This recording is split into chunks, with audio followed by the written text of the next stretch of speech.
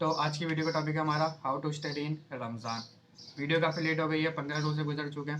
उसके बाद मैं ये डाल रहा हूँ क्योंकि कुछ काम थे, मैं सेटअप भी चेंज करने का सोच रहा था, ट्राईपॉड भी था, बट वो कहीं फिक्स नहीं हो पा रहा था। तो 2 से 3 दिन उसमें निकले। उसके बाद मैंने कहा पीसीबी बना देता हूँ, अगली वीडियो में कर लेंगे क्योंकि टाइम जा रहा था, 15 रोज़े गुजर गए थे। उसके अलावा फिर रमज़ान होता है तो ज़ाहिर है स्केजूल भी थोड़ा आउट हुआ था, यूनिवर्सिटी थी, हॉस्पिटल थे, फिर पढ़ना भी होता था।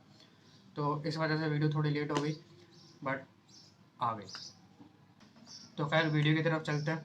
रमज़ान जब शुरू होते हैं तो आपकी सबसे पहले तो एक नींद आउट हो जाती है, क्योंकि आपको सहरी में उठना है, उसके बाद फिर जॉब पे जाना है, स्कूल या जहाँ भी आप जा रहे हैं। तो नींद तो हम कर लेते हैं किसी तरीके से पूरी, आप काम से आए, स्कूल से आए, यूनिवर्सिटी से आए, आके सो गए। लेकिन पढ़ाई किस तरीके से मैनेज करनी है? अब ऐसा नहीं करना है कि अगर आप पढ़ाई कर रहे हो, आपके पेपर्स हैं या आपके पेपर होने वाले, तो आप उस चक्कर में रोज़े छोड़ दो या इबादत छोड़ दो।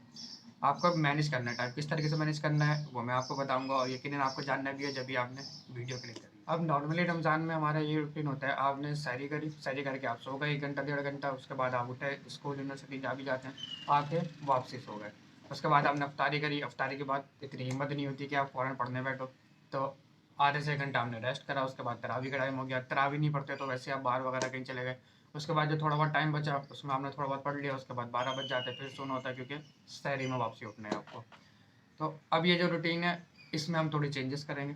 तो अब इस रूटीन में आपको इबादत भी साथ लेके चलनी है, पढ़ाई भी साथ लेके चलनी है। ऐसा नहीं है आप इबादत छोड़ दो, या ऐसा नहीं है आप पढ़ाई छोड़ दो।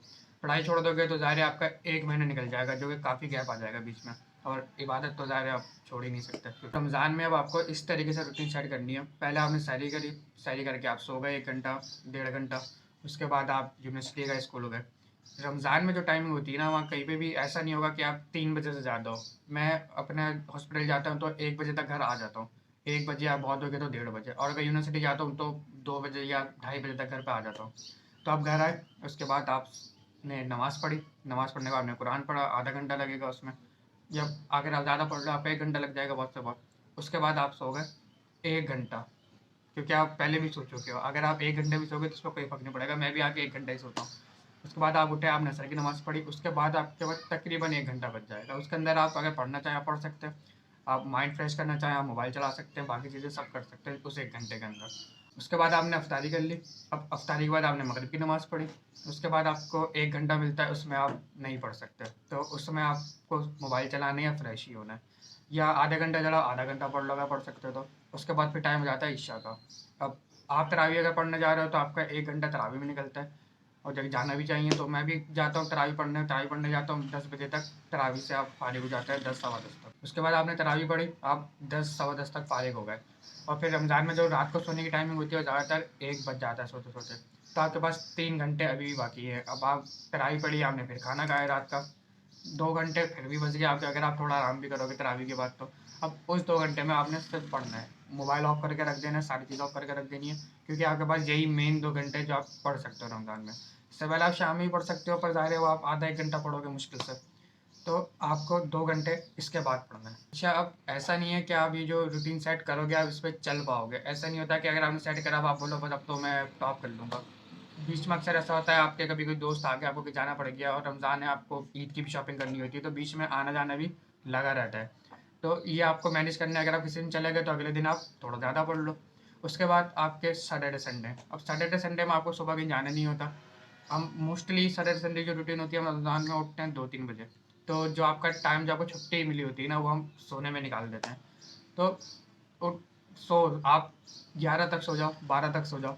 उसके बाद उठो, क्योंकि जो टाइम मिला है आपने पूरे वीक जो है सिर्फ 2 घंटा पढ़ा होगा मुश्किल से हर दिन, तो उसको यहाँ पे कंपनसेट करो। आप सैटरडे संडे थोड़ा ज़्यादा पढ़ो, जो आपका पूरा वीक में हो उसको पूरा रिवाइज करो, जो चीज़ आपकी रह गई है उसको करो। अब रमज़ान में मैंने बहुत सारे स्टूडेंट देखे जिनके पेपर चल रहे हैं या आने वाले हैं, तो वो यही सोचते हैं यार किस तरीके से मैनेज करें, इबादत भी करनी है, रोज़े भी रखने हैं, साथ में आपको पढ़ना भी है। तो अगर आप एक सही स्केड्यूल बनाओ और एक टाइम लेके चलो, आप आराम से कर सकते हो। इसके अलावा लड़कों को ये होता है कि भाई रमज़ान में रात में नाइट मैच खेलना है, क्रिकेट खेलनी है, तो बिल्कुल खेलें, लेकिन आप जाओ आधा 1 घंटा खेल के आ जाओ। अब अगर आपको ये करना है कि नहीं आपको खेलना है और सही तक ही खेलना है, तो ऐसा तो नहीं चलेगा। थोड़ा एफर्ट आपको करने पड़ेंगे, अगर आपको पढ़ाई भी साथ साथ लेके चलनी है और अपना स्केड्यूल भी आपको मेंटेन रखना है। तो हम लोग भी जाते हैं अक्सर, तो आधा 1 घंटा या बहुत से बहुत हो गया, आप 1.5 घंटा जाओ, घूम फिर के खेल के, या जो भी आपको करना है आप आ जाओ उसमें। अगर आप सही तक वही करते रहोगे तो फिर सहरी के बाद आप सिर्फ सोते रहोगे, या अगर आप यूनिवर्सिटी जाओगे, कॉलेज जाओगे तो वहाँ सोते रहोगे।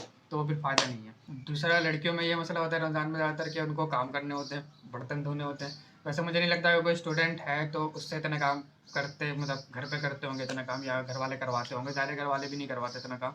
लेकिन अगर आप फिर भी कर रहे हो तो आप टाइम अपना किस तरीके से मैनेज करना है, आपको मोबाइल के कम टाइम देना है, बाकी चीज़ों में कम टाइम देना है। क्योंकि ज़्यादा अगर आपको बर्तन भी धोने साथ में बाकी काम भी करना है तो आपको दूसरी तरफ कम करना पड़ेगा। ऐसा नहीं कि आप बोले यार पढ़ाई कम कर दो, अभी बहुत काम है, रमज़ान के बाद कर लेंगे।